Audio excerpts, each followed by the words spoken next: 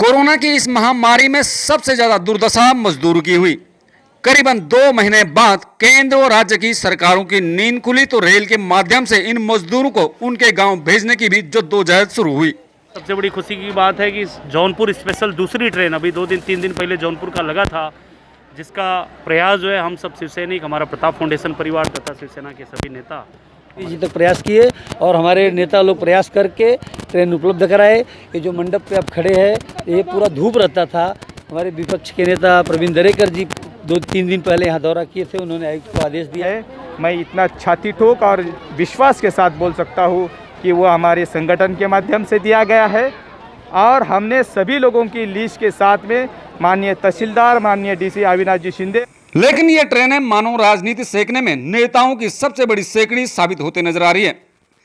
थाने जिले के मीरा भाईंदर शहर से भी कई ट्रेनें उत्तर भारत के लिए रवाना की गई, लेकिन अब सवाल ये उठ रहा है कि ये ट्रेनें आखिर शुरू किसने की। इसकी श्रेय लेने की होड़ सभी राजनीतिक पार्टियों के नेताओं में साफ दिखाई दे रही है। नमस्कार, आपका समय के इस विशेष प्रोग्राम में आप सभी का स्वागत है और मैं अनिल नौटियाल आज मीरा भाईंदर शहर के एक ऐसी जगह पर हूं जहां से उत्तर भारतीय मजदूरों को उनके गांव भेजा जा रहा है। शिवसेना, भाजपा, कांग्रेस सभी पार्टियां यहाँ पे है, लेकिन सभी पार्टियों का अपना अपना श्रेय लेने की होड़ भी यहाँ पर दिखाई दे रही है। हम सबसे पहले बात करेंगे सत्ताधारी पार्टी शिवसेना के साथ। विक्रम प्रताप जी, ऐसा है कि आप कई समय से ग्राउंड लेवल से मेहनत कर रहे हैं, आपने खाना खिलाया मजदूरों को, उसके बाद आपने ट्रेन के लिए बहुत जद्दोजहद की आपने, ठीक है। तो क्या लगता है आपको कि जो ट्रेन है वो पहले जाती तो कैसा होता है, जो अभी गई तो किसके माध्यम से गई? देखिए अनिल जी, ये सत्य बात है। शिवसेना 80% समाजकरण और 80% समाजकरण और 20% राजकरण के आधार पे चलती है बाला साहब के समय से जो है। और कम्युनिटी किचन के माध्यम से खाना खिलाने का काम किए, सेवा करने का काम किए, लेकिन कहीं ना कहीं विपक्ष द्वारा जो है उनको बराबर पैनिक किया गया, भड़काया गया कि नहीं आप निकलिए, हम महामारी फैलने वाली है, 6 लाख लोग बीमार होने वाले हैं, आपको यहाँ सुविधा नहीं मिला। ऐसे भड़काने के बाद भी जो है जब पैदल यात्री निकले तो उनको एसटी में खाना पीना दे के एसटी में बिठा के बॉर्डर तक भेजने का काम किया। आज ये जो महामारी का समय है इसमें किसी को भी राजनीतिक रोटी नहीं सेकनी चाहिए। तो ये बताइए राजनीति पहले मुझे बोलने दीजिए। राजनीति जो है लोगों के लिए एक सेवा का माध्यम है। राजनीतिक पद जो है उसके लिए माध्यम बनता है कि उस माध्यम से उस पद पर जाके हम लोगों की सेवा कर सके। और भारतीय जनता पार्टी जो 100% समाजकारण करती है और जिसका बेस ही है अंत्योदय।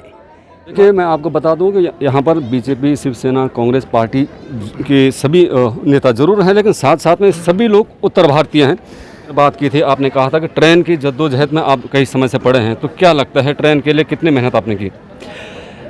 हर शहर से बसई, बिरार हो, थाना हो, मुंबई हो, बांद्रा हो, अंधेरी हो, बोरीवली हो, सब जगह से ट्रेन जा रही थी, खाली मीरा भाईंदर से नहीं जा रही थी।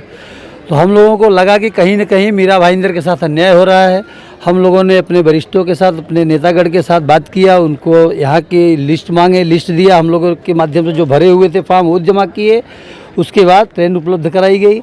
यहाँ ट्रेनों की सुविधा और मजदूरों की बात रही तो मैं आपको बताना चाहूँगा, मदन सिंह जी मेरे बड़े भाई हैं, वरिष्ठ नेता है भाजपा के, उन्होंने अभी कहा कि राजनीतिक रोटी नहीं सेकनी चाहिए। बिल्कुल नहीं। उद्धव साहब ठाकरे जी ने हमें आदेश दिया है, निर्देश दिया है कि कोई भी शिवसैनिक किसी भी प्रकार की राजनीति इस संकट के समय नहीं करेगा। लेकिन मुझे दुख है, मुझे खेद है कि राजनीति की शुरुआत की किसने?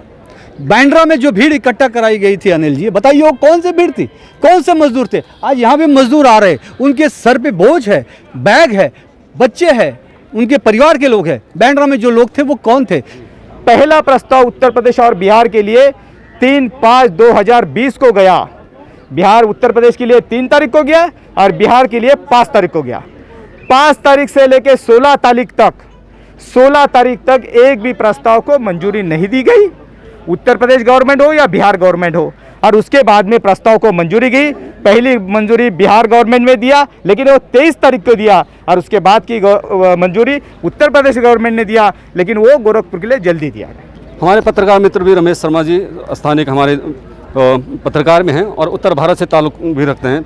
रमेश जी, ये बताइए, आप तो न्यूज़ कवर करते आ रहे हैं और आप सभी नेताओं को सुन भी रहे हैं, तो क्या लगता है इसमें कहीं ना कहीं जो सुविधाएं मिलनी चाहिए थी, क्योंकि इतना बड़ा तबका है उत्तर भारतीय समाज के यहाँ पे, तो उन मजदूरों को मिल पाया है? मैं ये सवाल मेरा आपसे।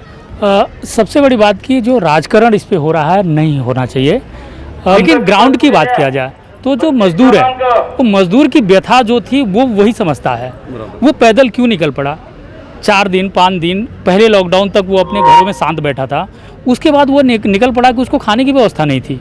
सरकार किन किन घरों पर खाना पहुंचाएगी? सरकार दावर कर रही है, मेहनत भी कर रही है, सरकार लोगों को खाना भी खिला भी रही है, लेकिन हर व्यक्ति के पास पहुंच पाना बहुत मुश्किल है। आबादी इतनी बड़ी है, मजदूर इतने हैं, लोक संख्या इतनी है, तो हर व्यक्ति ने अपने अपने तरीके से प्रयास किया। इस पर राजनीति नहीं होनी चाहिए।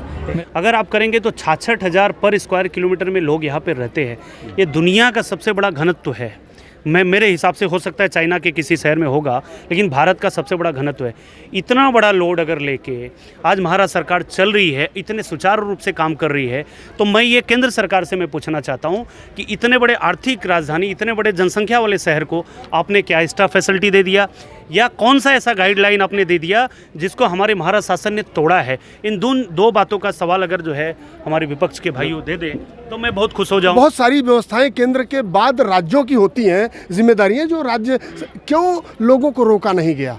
ये अविश्वास यहाँ के 40% लोगों को सरकार विश्वास में लेने में सफल क्यों नहीं हो पाई कि आप सुरक्षित हैं? इतनी अच्छी व्यवस्था थी तो लोग भागने को मजबूर क्यों हुए? आज उद्धव सरकार अपने हिसाब से काम जरूर कर रही होगी, पर वह 3 जनों की सरकार है, और जहां घर में 3 मालिक होते हैं वहां पे व्यवस्था सुचारू रूप से नहीं हो पाती। और मीरा भाईंदर में शासन और जो पक्ष है वो हमारे भारतीय जनता पार्टी का। जब हम लोगों ने 60 दिन तक देखा कि कोई भी व्यवस्था सरकार की यहाँ नहीं हो पा रही है, तो मीरा भाईंदर के सभी भारतीय जनता पार्टी के नगर सेवकों और हमारे ऊपर शीर्ष नेतृत्व के लोगों ने तब राज्यपाल से मिला कि हमारे मजदूरों का जीवन यापन यहाँ ठीक से नहीं हो पा रहा है, इसी वजह से और इस बात के साथ कि अगर कोरोना खत्म हो जाएगा तो हम वापस भी लाएंगे हाथ जोड़ के। महाराष्ट्र के विकास में प्रमुख योगदान रहा है। अनिल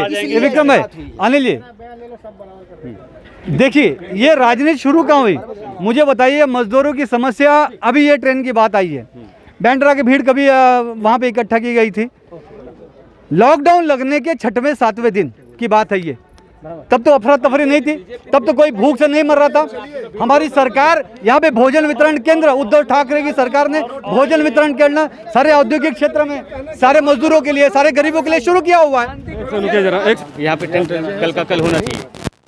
दरेकर साहब अमरजीत मिश्रा के माध्यम से यहाँ पे दूसरे दिन ही टेंट का यहाँ पे निर्माण हो गया। लोग राहत से भी बैठे, आप भी यहाँ देखो टेंट के नीचे खड़े हो, बाकी मजदूर पीछे भाई बैठे। 7 बजे राधा स्वामी ट्रस्ट के कुलदीप सिंह को यहाँ पे बुलाया 11:15 बजे, और उनको बोला गया कि हमें इधर क्या चाहिए, टेंट चाहिए। उन्होंने हमारे पास 12 बजे के पहले कुलदीप जी ने उनको आश्वासित किया कि शाम तक मंडप लग जाएगा। ये जो दरेकर जी की बात कर रहे हैं, दरेकर जी इधर 2:30 बजे आए, 2:30 बजे, उनको ये मालूम भी नहीं है कि टेंट लगा नहीं है। मैं साक्ष्य हूँ, 11:30 बजे इधर रात को टेंट लग के गया था। ये इसलिए कोई राजनीतिक दल के लोग जो लड़ाई लड़ रहे हैं, उनको जाके ये जो पब्लिक यहाँ से जा रही है उनको पूछो कि आप भाजपा से जा रहे हो कि कांग्रेस से जा रहे हो कि शिवसेना से जा रहे हो। आप सभी लोग सभी के नेतृत्व में जा रहे हो। ये बात मैं सबसे पहली बात यहाँ पे कहना चाहूँगा, और ये भी कहना चाहूँगा कि सभी उत्तर भारतीय लोगों ने मिल के, लीडर्स लोगों ने प्रभाग क्रमांक यहाँ पे 2 से जिस वार्ड से, ये सभी ज़्यादातर उत्तर भारतीय नेता थे, सभी यहाँ पर उत्तर भारतीय मजदूरों को गांव भेजने की पूरी जद्दोजहद कर रहे हैं। लेकिन कहीं न कहीं इसमें जो राजनीति आ रही है उस पर भी सवालिया निशान बार बार लग रहे हैं। आपका समय के लिए मीरा भाईंदर से मैं अनिल नोटियाल।